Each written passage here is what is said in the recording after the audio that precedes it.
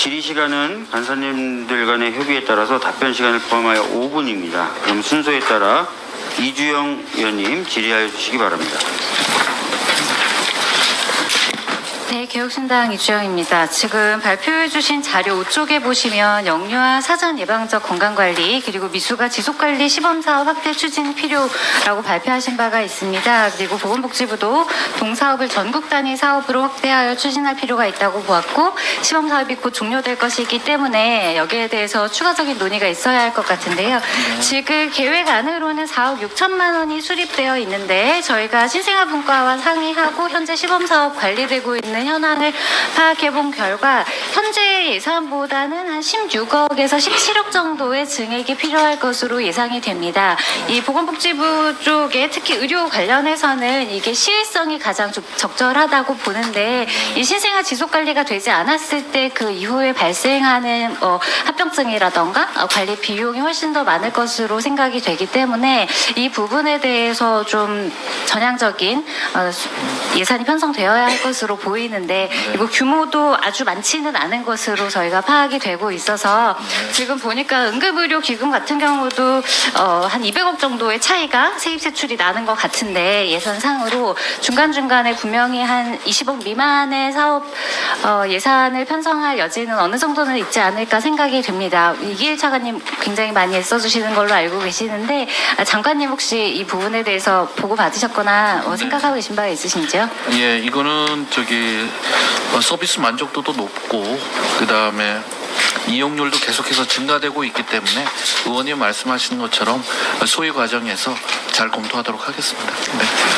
네, 그리고 20쪽에 보시면 마약류 통합관리 시스템 구축 그리고 정보화 전략계획에 대해서 당초 사업비 42억 중에 일부만 반영되어 있고 더 문제는 3차년도로 구성된 TNS 구축 사업이 진행되기 어려울 것이라고 보고 계시는데 이게 지금 마약류 전반적인 문제인 걸로 생각이 되거든요. 근데 여기 그 예산 정책처에서 주신 자료를 보면 중독자 치료 지원 사업이 전반적으로 좀 이런 경향이 있는 것 같습니다. 그래서 그 식약처 쪽에서 말씀하신 바에도 그렇고 지금 17개소 이상으로 늘리고 또 전화센터 이런 것들도 구축하시는 데 있어서 예산이 굉장히 많이 필요할 것으로 보이는데 아까 미수가에 있어서 지금 시기를 놓치면 이후에 발생하는 합병증이 너무 많아서 사회적 비용이 증가하는 것과 마찬가지로 마약도 마찬가지로 초기에 정말 아주 파격적으로 예산을 투입하지 않으면 그 이후에는 호미로 막을 것을 가르로 막아야만 하는 그런 상황이 발생할 것으로 보입니다.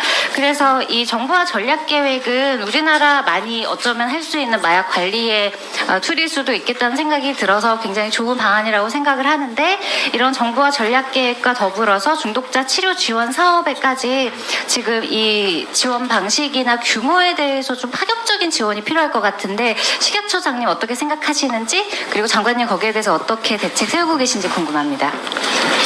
예, 의원님, 그 마약류 오남용 감시 시스템은 말씀하신 것처럼 올해 좀 더 고도화를 해야 되는데 그 예산 확보가 좀 안 된 상황입니다. 그래서 의원님께서 좀 관심 가져주시고 이 부분 좀 도와주시면 감사하겠습니다.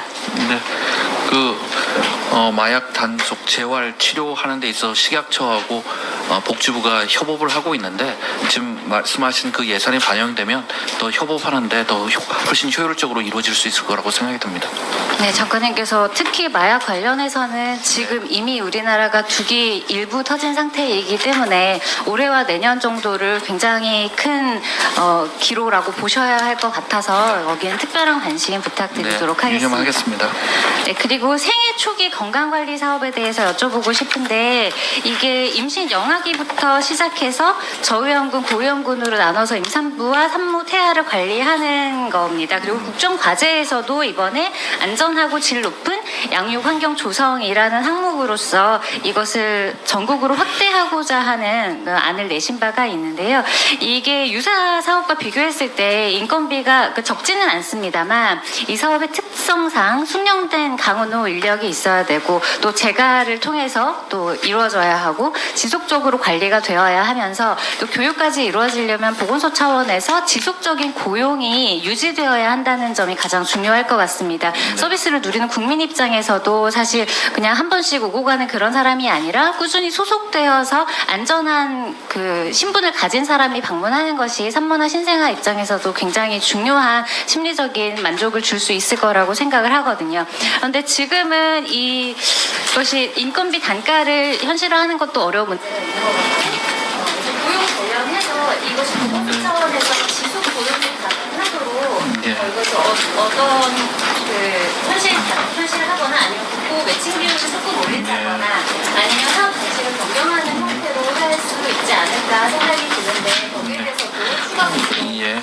의원님 잘 아시다시피 이건 이제 행안부가 관리하고 있는 기준 인건비와 관련된 문제이기 때문에 행안부하고 협의를 하고요.